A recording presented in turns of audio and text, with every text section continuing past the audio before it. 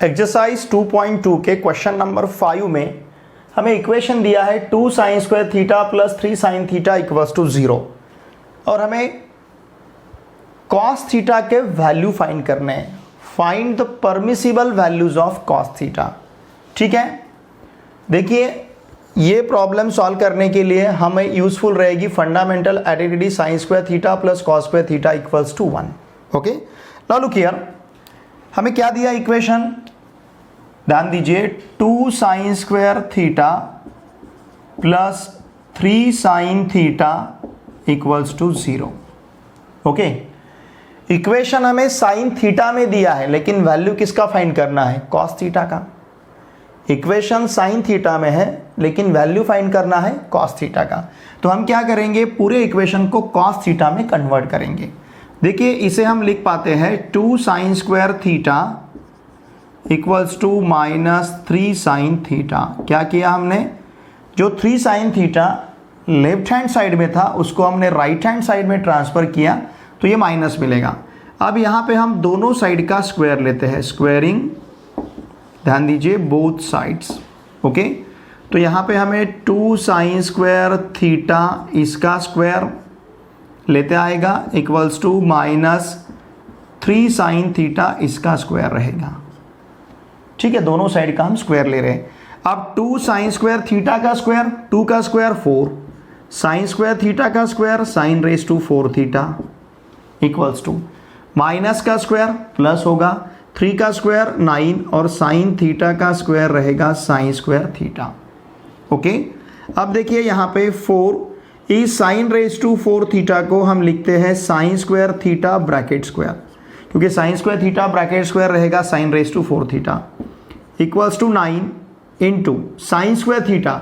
देखिए sin square theta plus cos square theta equals to 1 है, इसका मतलब sin square theta equals to क्या रहेगा, ये cos स्क्वायर थीटा अगर इधर हम ट्रांसफर करते हैं तो रहेगा 1 minus cos square theta, 1 minus cos square theta equals to sin square theta. इसका मतलब यहाँ का sin स्क्वायर थीटा हम लिख सकते हैं 1 माइनस cos स्क्वायर थीटा।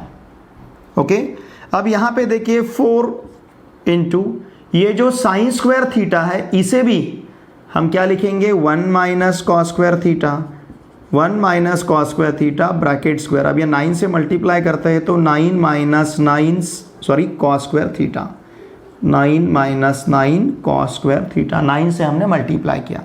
ध्यान दीजिए, अब ये 1 minus cos square theta bracket square को एक्सपांड करने के लिए हम ये फॉर्मूला यूज करेंगे a minus B bracket square का, ये a square minus 2ab plus B square. अगर ये फॉर्मूला हम यहाँ पे यूज करते हैं क्या मिलेगा, 4 इंटू 1 का स्क्वायर 1 रहेगा, इन दोनों का प्रोडक्ट उसका डबल तो 2 cos स्क्वायर थीटा रहेगा और माइनस cos स्क्वायर थीटा का square cos raise to 4 theta. Okay, a minus B bracket square का फॉर्मूला हमने यहाँ पे यूज़ किया है इक्वल्स टू क्या है हमारे पास, 9 माइनस 9 cos स्क्वायर थीटा। समझ रहे ना आप, ठीक है, ध्यान दीजिए। अब देखिए हमें क्या करना है, अब इस 4 से हमें मल्टीप्लाई करना है कंप्लीट ब्रैकेट को, तो क्या मिलेगा 4 minus 8 cos square theta plus 4 cos raise to 4 theta. हमने कंप्लीट ब्रैकेट को 4 से मल्टीप्लाई किया इक्वल्स टू ये टर्म है हमारे पास कितना, 9 माइनस 9 cos स्क्वायर थीटा।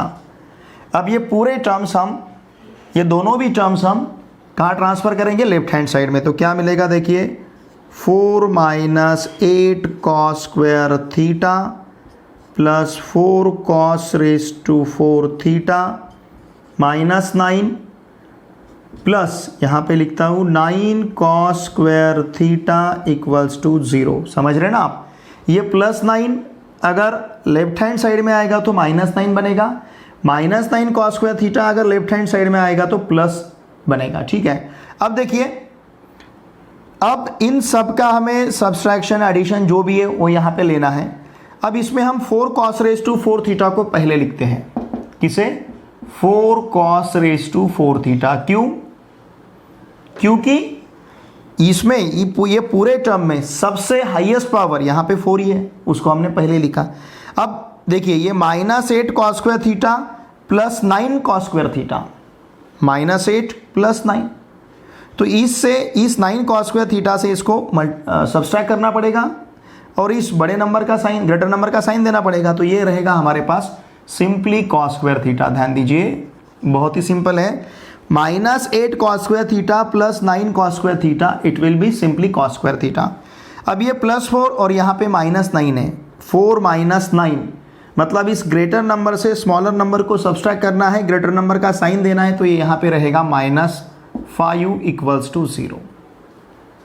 ठीक है, अब देखिए इसके हमें फैक्टर्स लेने हैं।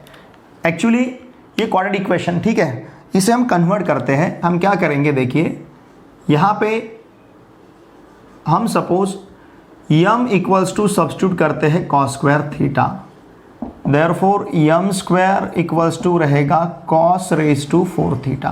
बराबर है ना, अगर यम = cos स्क्वायर थीटा है तो m square = cos raise to 4 theta रहेगा। देयरफॉर ये देखिए इक्वेशन क्या बनेगा, cos रेज़ टू 4 थीटा का value m square plus cos square theta का वैल्यू m -5 = 0। ठीक है, ये क्या है, इट इज, ध्यान दीजिए, what is this, it is quadratic equation in m। ये क्वाड्रेटिक इक्वेशन एक्चुअली, ठीक है। अब इसे सॉल्व करने के लिए हम यूज करेंगे फैक्टराइजेशन मेथड। ये किस प्रकार से लेंगे हम फैक्टराइजेशन मेथड, देखिए यहाँ पे स्क्वायर टर्म का कोएफिशिएंट 4 है, कांस्टेंट टर्म -5 है, इन दोनों का प्रोडक्ट -20 आएगा। स्क्वायर टर्म का कोएफिशिएंट 4 है, कांस्टेंट टर्म -5 है, इन दोनों का प्रोडक्ट -20 आएगा। अब इस -20 के हमें दो फैक्टर इस प्रकार से लेने हैं जिसका प्रोडक्ट -20 आएगा लेकिन सम मिडल टर्म का कोएफिशिएंट आना चाहिए। हम यहाँ पे फैक्टराइजेशन मेथड यूज कर रहे हैं, तो यहाँ पे हम ले सकते हैं +5 एंड -4। देखिए, ठीक है ना, इन दोनों का प्रोडक्ट -20 मिलेगा लेकिन इन दोनों का सम आपको 1 मिलेगा, मिडल टर्म का कोएफिशिएंट। समझ रहे ना। तो देखिए इस इक्वेशन को 4m² प्लस m -5 = 0 को हम क्या लिख सकते हैं, 4m² plus 5m -4m -5 = 0। 5m - 4m simply m रहेगा। देयरफॉर देखिए यहाँ से हम ले सकते हैं बाहर m, तो ब्रैकेट में बचेगा 4m + 5, 4m + 5। यहाँ से लेते हैं -1 बाहर, तो ब्रैकेट में बचेगा 4m + 5 = 0। ठीक है ना। थोड़ा सा इस टर्म को मैं इधर लिखता हूँ, देखिए देयरफॉर क्या लिखते आएगा हमें, 4, यहाँ से हमें 4 बाहर, सॉरी यहाँ से हमें m बाहर लेना था, तो ब्रैकेट में बचेगा 4m + 5।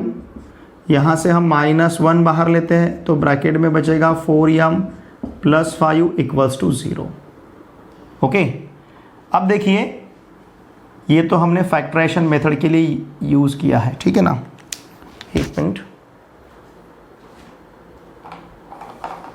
देखिए फैक्टराइजेशन मेथड के लिए, फैक्टर्स के लिए हमने यहाँ पे लिया है ये जो है ना इतना पार्ट, ठीक है, आपको समझने के लिए लिया है। ओके, नाउ लुक हियर, अब यहाँ से ये कंप्लीट टर्म से हम बाहर ले सकते हैं 4m + 5, तो ब्रैकेट में बचेगा m - 1 = 0।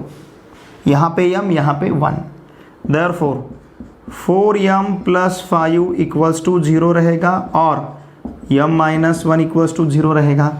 देयरफॉर 4m = -5 और m = 1। ठीक है ना, इसका मतलब m = -5/4 और m = 1। ऐसे हमारे पास दो वैल्यू है, बट m क्या है, m = है cos स्क्वायर थीटा, m = क्या है, cos स्क्वायर थीटा। देयरफॉर ध्यान दीजिए, देयरफॉर cos स्क्वायर थीटा = -5/4 और cos स्क्वायर थीटा = 1। ठीक है ना। लेकिन देखिए यहाँ पे स्क्वायर है और निगेटिव, हमें पता है किसी भी नंबर का स्क्वायर तो निगेटिव नहीं आएगा, तो यहाँ पे हम क्या कहेंगे, cos square theta = -5/4 is not possible, ये वैल्यू पॉसिबल ही नहीं रहेगी। क्यों? क्योंकि यहाँ पे स्क्वायर है लेकिन निगेटिव है। तो हमारे लिए क्या पॉसिबल रहेगा, ध्यान दीजिए। ठीक है, हम क्या ले सकते हैं फिर, देयरफॉर पॉसिबल रहेगा cos square theta equals to 1। ठीक है, चाहे तो आप इसे लिख सकते हो cos square theta equals to 1 square, चलेगा। cos square theta equals to 1 square. Now taking square root on both sides, दोनों साइड का हम स्क्वायर रूट लेते हैं। अगर दोनों साइड का हमने स्क्वायर रूट लिया तो क्या बचेगा हमारे पास, cos स्क्वायर थीटा का स्क्वायर रूट cos थीटा और 1 स्क्वायर का स्क्वायर रूट प्लस माइनस 1। समझ रहे हैं ना आप? ठीक है, cos थीटा इक्वल्स टू हमारे पास आंसर रहेगा प्लस माइनस 1। देयरफॉर हम क्या कह सकते हैं, एक तो cos थीटा इक्वल्स टू हमें 1 लेते आएगा और cos थीटा इक्वल्स टू ले सकते हैं हम माइनस 1। तो हमें cos थीटा की जो वैल्यू पूछी गई थी, तो cos थीटा की वैल्यू हमारे पास या तो 1 रहेगा या फिर वो माइनस 1 रहेगा। ठीक है, these are required values of cos theta, these are required values of cos theta. हमें यहाँ पे cos थीटा की वैल्यूज़ पूछी गई थी, तो ये cos थीटा की वैल्यू रहेगी। देखिए, ये सिर्फ हमने आपको समझने के लिए यहाँ पे लिखा है, ठीक है ना। अगर आपको डायरेक्टली इसके फैक्टर्स आते हैं आप ले सकते हो, तो ये लिखने की ज़रूरत नहीं है। लेकिन क्वाड्रेटिक इक्वेशन जब आपने 10th स्टैंडर्ड में वहाँ पे सीखा है, क्वाड्रेटिक इक्वेशन सॉल्व करने का जो फैक्टराइजेशन मेथड है, तो वहाँ पे फैक्टर्स हम इसी तरह से कंसिडर करते थे 10th स्टैंडर्ड में। वही आपको बात फैमिलियर लगे इसलिए मैंने यहाँ पे इसे लिखा है, ठीक है ना। आप डायरेक्टली भी इसके फैक्टर्स कंसिडर कर सकते हो। इसी तरह से अब हम क्वेश्चन नंबर 6 सॉल्व करेंगे। एक्सरसाइज 2.2 के क्वेश्चन नंबर 6 में हमें यहाँ पे इक्वेशन दिया है 2 cos square theta minus 11 cos theta plus 5 equals to 0 और possible values of cos theta के हमें वैल्यूज फाइंड करने हैं। ठीक है, देखिए इक्वेशन हमारे पास क्या है, 2 cos square theta minus 11 cos theta plus 5 equals to 0। ठीक है, हम क्या कह सकते हैं, इट इज़, डायरेक्टली सॉल्व करेंगे, it is quadratic equation in in cos theta. यहाँ पे हम यम नहीं यूज़ करेंगे। Okay, it is quadratic equation in cos theta. अब इसे सॉल्व करने के लिए हम यूज़ करेंगे फैक्टराइजेशन मेथड।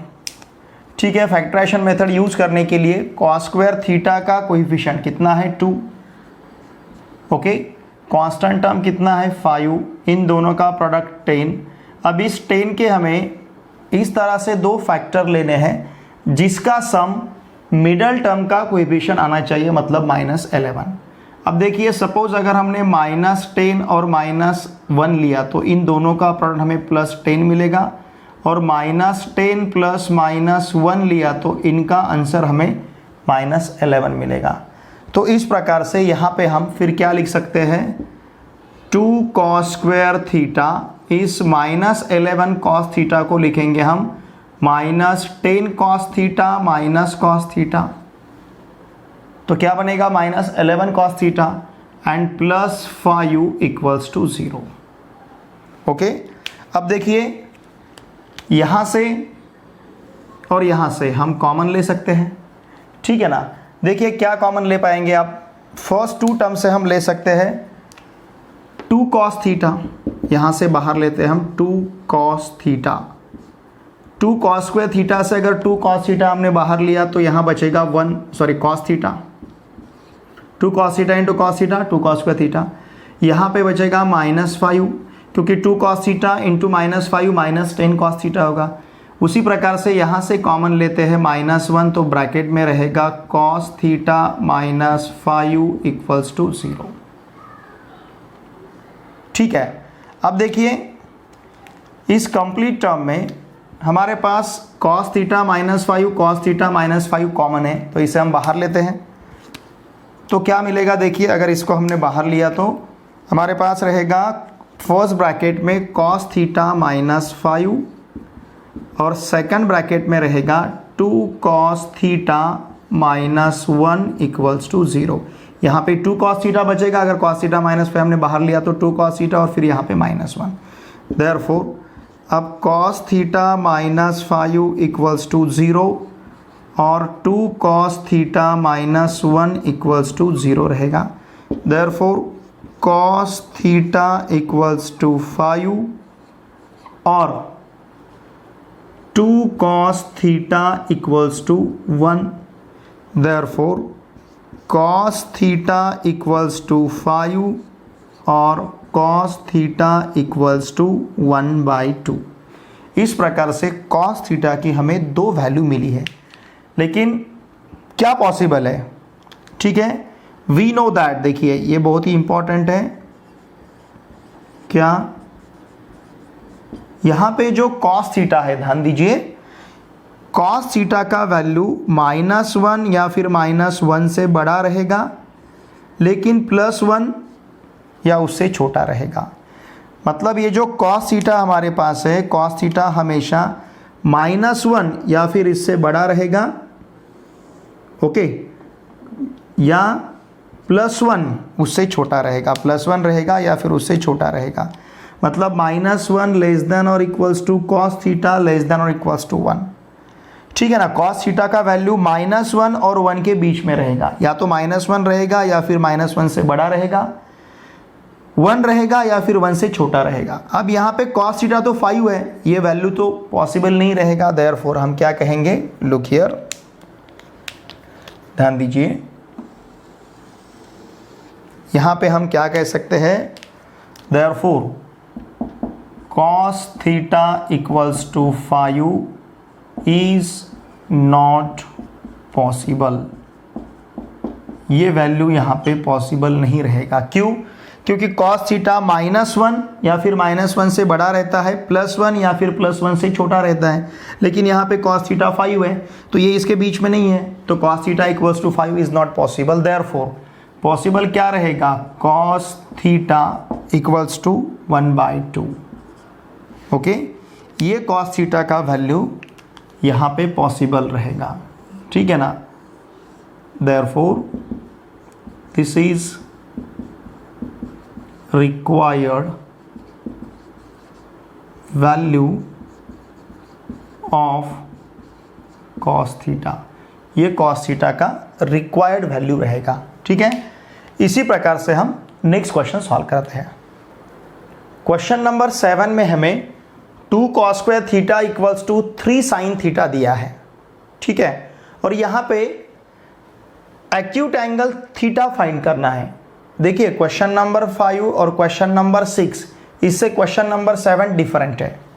ठीक है ना, क्वेश्चन नंबर 5 और क्वेश्चन नंबर 6 में हमने वहाँ पे cos थीटा के वैल्यू फाइंड किए थे, लेकिन इस क्वेश्चन नंबर 7 में हमें ट्रिग्नोमेट्रिक फंक्शन का वैल्यू नहीं फाइंड करना है, एंगल फाइंड करना है थीटा, और वो भी कौन सा angle, acute angle. Acute angle इसका मतलब जिस एंगल का माप 0 डिग्री से बड़ा रहेगा और 90 डिग्री से छोटा रहेगा।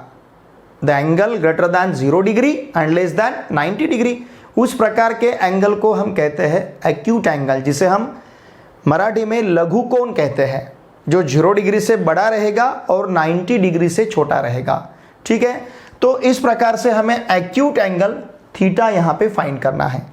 नाउ लुक हियर, क्या दिया है हमें, 2 cos square theta equals to 3 sin theta. Okay, हमारे पास देखिए ये इक्वेशन जो हमारे पास है, इस इक्वेशन में दो अलग ट्रिग्नोमेट्रिक फंक्शंस यूज किए गए, एक cos थीटा दूसरा sin थीटा। तो हम क्या करेंगे, पूरे इक्वेशन को एक ही ट्रिग्नोमेट्रिक फंक्शन में कन्वर्ट करेंगे। देखिए हमें पता है sin square theta plus cos square theta equals to 1 है। इसका मतलब cos square theta equals to क्या रहेगा, 1 minus sin square theta. Okay, तो यहाँ का जो कॉस स्क्वायर थीटा है इसे हम रिप्लेस करते हैं 1 माइनस साइन स्क्वायर थीटा से। Now this is equals to 3 sine theta. समझ रहे ना आप, हमने यहाँ पे फर्स्ट फंडामेंटल आइडेंटिटी यूज़ किया है। चाहे तो मैं यहाँ पे लिखता हूँ आपको बाद में समझने के लिए, first fundamental identity FFI। FFI मतलब फर्स्ट फंडामेंटल आइडेंटिटी, ये यहाँ पे हमने यूज़ किया है। ओके, नाउ लुक हियर, इसे हम फर्स्ट फंडामेंटल आइडेंटिटी कहते हैं। अब इस 2 से अगर मल्टीप्लाई करेंगे तो देखिए क्या मिलेगा, 2 minus 2 sine square theta equals to 3 sine theta. अब इस 3 साइन थीटा को हम ट्रांसफ़र करते हैं, therefore 2 minus 2 sine square theta, या फिर ऐसा करेंगे पूरे टर्म्स हम ट्रांसफ़र करेंगे राइट हैंड साइड में, तो क्या मिलेगा 0 इक्वल्स टू ये 3 साइन थीटा है। ओके, प्लस 2 इधर गया तो -2 हो जाएगा, राइट हैंड साइड में पहुंचा तो -2 साइन स्क्वायर थीटा, अगर राइट हैंड साइड में हम लेके गए तो यहाँ पे +2 साइन स्क्वायर थीटा बनेगा। ओके, देयरफॉर देखिए इसे हम किस प्रकार से लिखेंगे, अब 0 इक्वल्स टू पहले लिखेंगे हम 2 साइन स्क्वायर थीटा, फिर बाद में लिखेंगे हम +3 साइन थीटा, और फिर बाद में हमारे पास है -2। अब देखिए 0 इक्वल्स टू अगर ये टर्म है तो ये टर्म इक्वल्स टू 0 रहना चाहिए, तो इसे हम लिख पाएंगे क्या, 2 sine square theta plus 3 sine theta -2 equals to 0। And what is this, it is क्या है, quadratic equation in sine theta. अब इसे सॉल्व करने के लिए हम यूज़ करेंगे फैक्टराइजेशन मेथड। देखिए किस प्रकार से, साइन स्क्वायर थीटा का कोएफिशिएंट 2 है। ओके, फिर यहाँ पे कांस्टेंट टर्म -2 है, 2 - 2, इसका आंसर मिलेगा -4। इस -4 के हमें 2 फैक्टर इस प्रकार से लेने हैं जिसका सम कितना आना चाहिए, +3। देखिए यहाँ पे हम पहला लेते हैं 4, दूसरा लेते हैं -1, इन दोनों का प्रोडक्ट हमें -4 मिलेगा। और अगर हम 4 + -1 लेते हैं, इसका मतलब 4 - 1 लेते हैं, तो इसका आंसर हमें 3 मिलेगा, मिडल टर्म का कोएफिशिएंट। ठीक है, तो इसे हम किस प्रकार से लिख पाते हैं, लुक हियर, क्या करेंगे हम, इस इक्वेशन को 2 sine square theta plus 3 sine theta -2 को हम क्या लिखेंगे, therefore 2 sine square theta plus 3 sine theta है, इसको लिखते हैं हम 4 sine theta minus sine theta. ठीक है ना, 4 और -1 लेना है हमें, और यहाँ पे है -2 इक्वल्स टू 0। ओके, अब देखिए यहाँ के इस पहले 2 टर्म से और बाद के 2 टर्म से हम क्या कॉमन ले सकते हैं। पहले 2 टर्म से हम बाहर ले सकते हैं 2 साइन थीटा, 2 साइन थीटा, अगर इसे हमने बाहर लिया तो ब्रैकेट में रहेगा कितना, sign theta +2। 2 sine square theta से 2 साइन थीटा हमने बाहर लिया तो यहाँ पे साइन थीटा रहेगा। 4 साइन थीटा से 2 साइन थीटा बाहर लिया तो यहाँ पे 2 रहेगा, -1 ब्रैकेट में रहेगा sine theta +2 equals to 0। Okay, अब यहाँ पे साइन थीटा +2 साइन थीटा +2 ये कॉमन है। ठीक है, तो अगर इसे हम बाहर लेते हैं तो क्या मिलेगा, देखिए, therefore sine theta +2 into 2 sine theta -1 equals to 0। Therefore, ठीक है ना, यहाँ पे साइन थीटा +2 हमने बाहर लिया, therefore sine theta +2 equals to 0 रहेगा, और 2 साइन थीटा -1 इक्वल्स टू 0 रहेगा। Therefore sine theta equals to -2 और 2 साइन थीटा इक्वल्स टू 1। चाहे तो हम इसे इस प्रकार से भी लिख सकते हैं, साइन थीटा इक्वल्स टू -2 ये वैल्यू, और साइन थीटा इक्वल्स टू 1/2। ठीक है ना, तो साइन थीटा के हमारे पास 2 वैल्यूज़ है। लेकिन देखिए जिस प्रकार से हमने क्वेश्चन नंबर 6 में -1 लेस देन और equals to cos theta less than और इक्वल्स टू 1 लिया था। उसी प्रकार से क्वेश्चन नंबर 7 में यहाँ पे भी हमें पता है कि साइन थीटा का वैल्यू एक तो -1 से बड़ा रहेगा या फिर +1 से छोटा रहेगा। मतलब साइन थीटा -1 या फिर -1 से बड़ा, +1 या फिर +1 से छोटा, इस प्रकार से रहेगा। Therefore what, sine theta equals to हमें क्या लेना है 1/2। ठीक है ना। हम यहाँ पे ये भी कह सकते हैं -1 less than equals to sine theta less than equals to 1 है। मतलब साइन थीटा का वैल्यू -1 से बड़ा, +1 से छोटा है, लेकिन यहाँ पे साइन थीटा कितना है -2, ये इस रेंज में नहीं आता है। ठीक है ना। देयरफॉर हम क्या कहेंगे, therefore sine theta equals to -2 is not possible. ये वैल्यू पॉसिबल नहीं रहेगा। क्यों?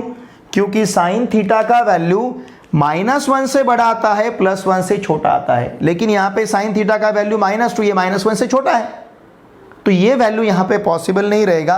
तो यहाँ पे कौन सा वैल्यू पॉसिबल रहेगा फिर? देयरफॉर हम साइन थीटा इक्वल्स टू ले सकते हैं कितना, 1/2। ओके, लेकिन हमें साइन का वैल्यू नहीं पूछा है, हमें एक्यूट एंगल पूछा गया है। ठीक है, बट हमें पता है किसका साइन 1/2 रहता है, साइन ऑफ 30 डिग्री या फिर π/6 रेडियंस, इसका वैल्यू 1/2 रहेगा। Therefore sin theta equals to sin of 30 degree and therefore theta equals to हम ले सकते हैं 30 डिग्री। ठीक है, देखिए हमें क्वेश्चन में क्या पूछा गया है, प्रॉब्लम में हमें क्या क्वेश्चन पूछा गया है, find the acute angle theta. Acute angle इसका मतलब angle greater than 0 degree less than 90 degree. तो हम कहेंगे ये देखिए ये एंगल ग्रेटर दैन 0 डिग्री है, लेस दैन 90 डिग्री है। This is required acute angle. ठीक है, ये रिक्वायर्ड एक्यूट एंगल रहेगा। थीटा का वैल्यू कितना, 30 डिग्री। ठीक है, क्वेश्चन नंबर 8 पे भी हमें एक्यूट एंगल थीटा फाइंड करना है। ठीक है, एक्यूट एंगल इसका मतलब angle greater than 0 degree and less than 90 degree. जो एंगल 0 डिग्री से बड़ा रहेगा, 90 डिग्री से छोटा रहेगा, उसे कहते हैं हम एक्यूट एंगल। ठीक है, तो यहाँ पे हमें एक्यूट एंगल थीटा फाइंड करना है और क्या दिया है, 5 tan square theta plus 3 equals to 9 sec theta. इसे हम स्टार्ट करते हैं 5 tan स्क्वायर थीटा जो हमें दिया है उसी से हम स्टार्ट करते हैं, plus 3 equals to 9 sec theta. देखिए इस इक्वेशन में दो डिफरेंट टर्म है, एक tan है दूसरा सेक है। हम क्या करेंगे, कंप्लीट इक्वेशन को सेक में कन्वर्ट करेंगे और इसको सेक में कन्वर्ट करने के लिए हम यूज कर सकते हैं सेकंड फंडामेंटल आइडेंटिटी। अगर 1 + tan square theta equals to sec square theta है, इसका मतलब क्या रहेगा, tan square theta equals to sec square theta -1।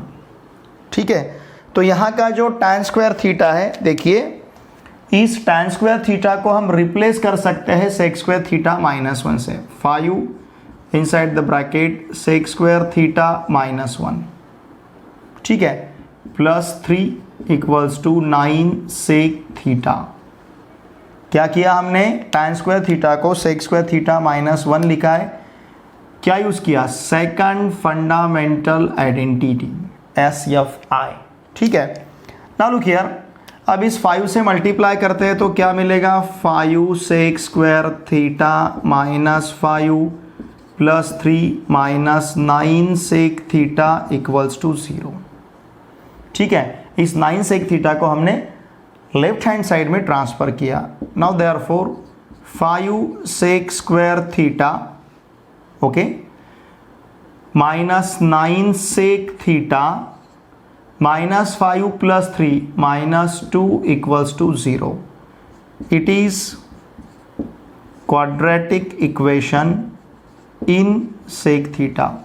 इस सेक थीटा में क्वाड्रेटिक इक्वेशन है। ठीक है, अब देखिए यहाँ पे सेक स्क्वायर थीटा का कोएफिशिएंट 5 है, ओके, कांस्टेंट टर्म -2 है, इन दोनों का प्रोडक्ट -10 मिलेगा।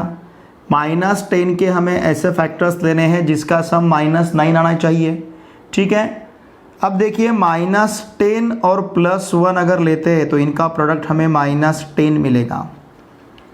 इन दोनों का प्रोडक्ट हमारे लिए क्या रहेगा? -10। लेकिन -10 + 1 लेते हैं तो इसका सम हमें -9 मिलेगा। ठीक है ना, प्रोडक्ट -10 और सम -9। तो इसे हम किस प्रकार से लिख सकते हैं? Therefore 5 sec square theta -10 sec theta plus sec theta -2 = 0। ठीक है, अब यहाँ से और यहाँ से हम क्या कॉमन ले सकते हैं देखते हैं। इन दोनों में से हम बाहर ले सकते हैं 5 sec थीटा, तो ब्रैकेट में हमारे पास रहेगा sec theta -2। 5 sec square theta से अगर 5 sec थीटा हमने बाहर लिया तो ब्रैकेट में sec थीटा और यहाँ पे -2 रहेगा। यहाँ से +1 बाहर लेते हैं तो ब्रैकेट में sec थीटा -2 रहेगा = 0। ठीक है, अब देखिए कंप्लीट टर्म से यहाँ से हम sec थीटा -2 और यहाँ से भी sec थीटा -2 बाहर ले सकते हैं, तो ब्रैकेट में हमारे पास क्या बचेगा? sec थीटा -2 फर्स्ट ब्रैकेट में into inside the second bracket 5 sec theta +1 = 0। ठीक है ना, इस प्रकार से रहेगा।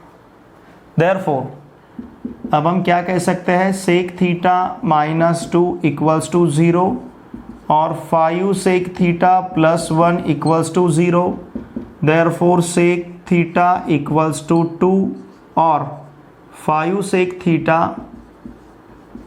= -1। देयरफॉर sec थीटा = 2 और sec थीटा = -1/5। ठीक है, देखिए अगर sec थीटा = 2 है, इसका मतलब इसका अगर रेसिप्रोकल लेते हैं, sec थीटा का रेसिप्रोकल cos थीटा और 2 का रेसिप्रोकल 1/2। ठीक है, और यहाँ पे sec थीटा का रेसिप्रोकल cos थीटा और -1/5 का रेसिप्रोकल। रेसिप्रोकल लेना है मतलब क्या?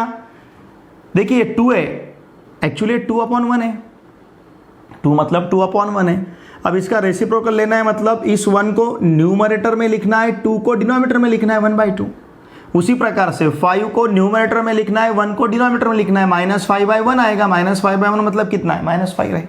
ठीक है, तो हमें cos थीटा = 1/2 और cos थीटा = -5 मिला है।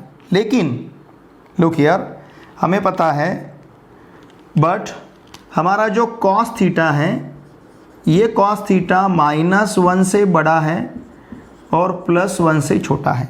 -1 लेस देन और equals to cos theta less than और इक्वल्स टू 1।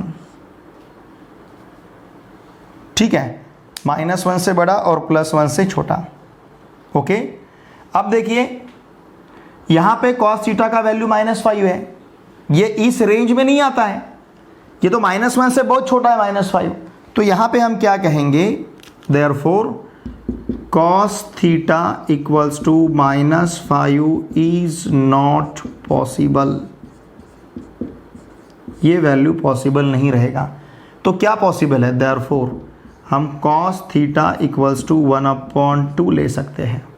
ठीक है, लेकिन किसका cos 1/2 है? cos ऑफ 60 डिग्री का वैल्यू 1/2 है। ओके, इसका मतलब cos theta = cos of 60 degree रहेगा। cos थीटा का वैल्यू 1/2 है, cos ऑफ 60 डिग्री का वैल्यू भी 1/2 है। इसका मतलब cos theta = cos 60 degree and therefore theta = रहेगा 60 डिग्री। थीटा का वैल्यू कितना रहेगा? 60 degree. Okay, now look here, हमें एक्यूट एंगल थीटा पूछा गया था। ये 60 डिग्री 0 डिग्री से बड़ा है, 90 डिग्री से छोटा है। तो हम क्या कह सकते हैं? This is required acute angle. ठीक है, ये यहाँ का रिक्वायर्ड एक्यूट एंगल रहेगा। ओके, देखिए स्टूडेंट्स, आज हमने एक्सरसाइज 2.2 में question number 5, question number 6, question number 7 और क्वेश्चन नंबर 8 ये 4 क्वेश्चन आज के इस वीडियो लेक्चर में हमने बहुत ही अच्छी तरह से सीखे हैं। ठीक है, फिर भी अगर आपको कुछ दिक्कत है, कुछ समस्या है, कुछ प्रॉब्लम है तो आप वीडियो के कमेंट बॉक्स में लिख के मुझे भेज सकते हैं। देखिए फ्रेंड्स, मेरी आप सभी से रिक्वेस्ट रहेगी कि हमारा जो यूट्यूब चैनल है easy maths with PN sir, इस चैनल के जो भी वीडियोस है इन वीडियोस को आप देखे बाद लाइक और शेयर कीजिए। लाइक करना ना भूलिए। आपके जो भी फ्रेंड्स क्लास 9, 10, 11, 12 इनमें से किसी भी क्लास में पढ़ते होंगे तो उन सभी को मैथमेटिक्स के लिए चैनल को सब्सक्राइब करने के लिए कहिए। आपके जो फ्रेंड्स अभी 11th में पढ़ते हैं, उन जो भी आपके फ्रेंड्स हैं जिन्होंने इस चैनल को सब्सक्राइब नहीं किया है उनको भी चैनल को सब्सक्राइब करने के लिए कहें और वीडियो शेयर कीजिए। ठीक है, ये मेरी आपसे रिक्वेस्ट रहेगी। अब हम मिलते हैं नेक्स्ट वीडियो लेक्चर में। Thanks for watching my video.